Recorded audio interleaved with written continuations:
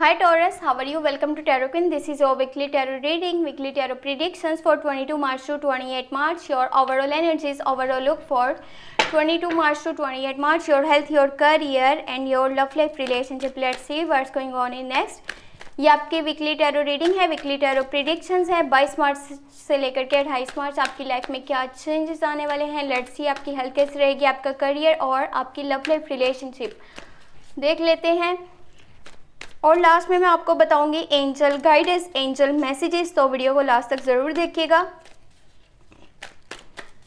और अगर आपको पसंद आए मेरी रीडिंग तो आपने काइंडली मेरे चैनल को सब्सक्राइब कर लेना है, वीडियो को लाइक कर देना है और नोटिफिकेशन बेल को ऑन करके ऑल पे क्लिक कर देना है ताकि आने वाली कोई भी वीडियो का नोटिफिकेशन आपसे मिस नहीं हो। और अगर आपका कोई क्वेश्चन है, आप पर्सनल रीडिंग लेना चाहते हैं तो मुझे व्हाट्सएप पे कॉन्टैक्ट कर सकते हैं। व्हाट्सएप का नंबर आपको इस वीडियो के डिस्क्रिप्शन बॉक्स में मिल जाएगा। ओके, देख लेते हैं क्या चेंजेस आ रहे हैं।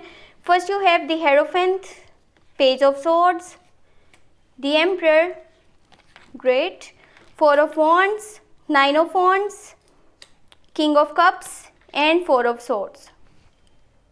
देखें, अगर बात करी जाए आपकी लव लाइफ की तो आपकी लव लाइफ में अब ऐसा चेंज आने वाला है जो कि आपको काफ़ी पॉजिटिव आपके लिए रहेगा। काफ़ी बड़ी तब्दीलियां आपकी लाइफ में आ रही हैं। लव लाइफ में मैं आपकी यानी कि ये बता रही हूँ कि क्या चेंजेस आ रहे हैं। ये बहुत ज़्यादा आपके लिए अच्छे चेंजेस रहेंगे क्योंकि आपकी लाइफ में स्टेबिलिटी आएगी।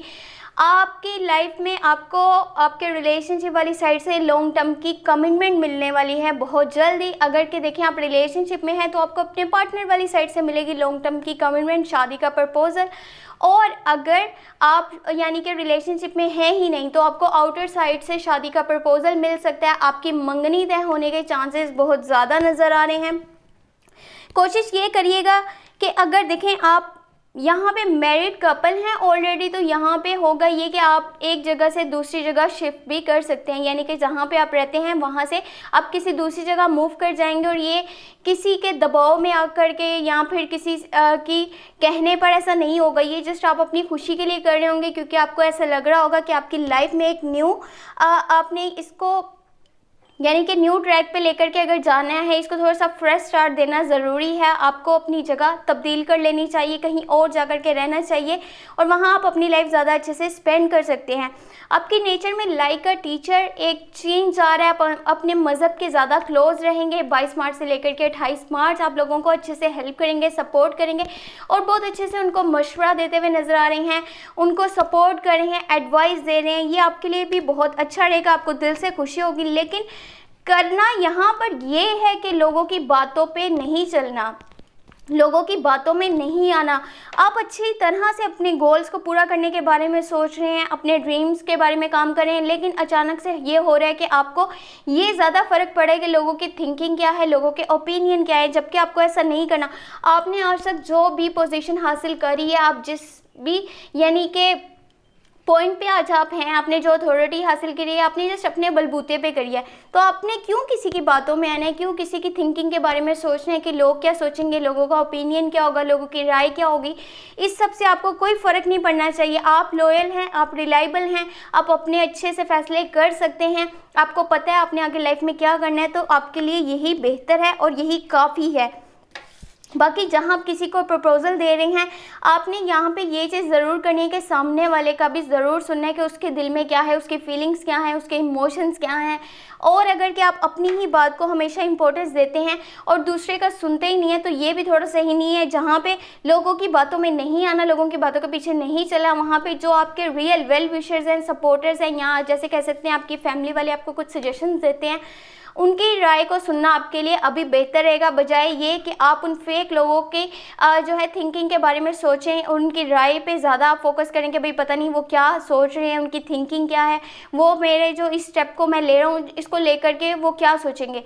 आपको ये चीज़ें बिल्कुल भी नहीं करनी। हाँ, आप लोगों का एक कान से सुने, बट करना वो ये है कि आपको जो दिल से बेहतर लगता है वरना ये जो स्ट्रेस आपको मिलेगा ना लोगों की बातों से, एक ने कुछ कहा आपने अगर वो मान लिया, दूसरे ने कुछ कहा आपने वो भी मान लिया, इससे होगा ये कि आप अपने रास्ते से भटक जाएंगे, आपको पता ही नहीं चलेगा कि आप कितना दूर हो चुके हैं अपने गोल से, अपने ड्रीम से। वहाँ पे आपको इतना स्ट्रेस हो सकता है, आपकी सेहत के लिए ये बहुत ज़्यादा बुरा है, आपको आगे चल कर के हेल्थ के बहुत सारे फिर इश्यूज़ का सामना भी करना पड़ सकता है। तो इस चीज़ को इग्नोर कीजिएगा, ना तो किसी की बातों में आना है, ना किसी की बातों के पीछे चलना है। हाँ, अगर कोई अच्छा सजेशन दे रहा है तो उसे ज़रूर सुन लीजिए, बाकी करना वही है जो आपको दिल से बेहतर लगता है।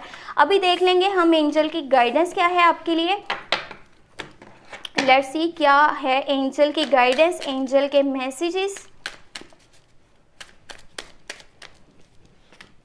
आपको वीडियो पसंद आए काइंडली चैनल को अपने फ्रेंड्स के साथ या सोशल मीडिया पे शेयर ज़रूर कर दीजिएगा।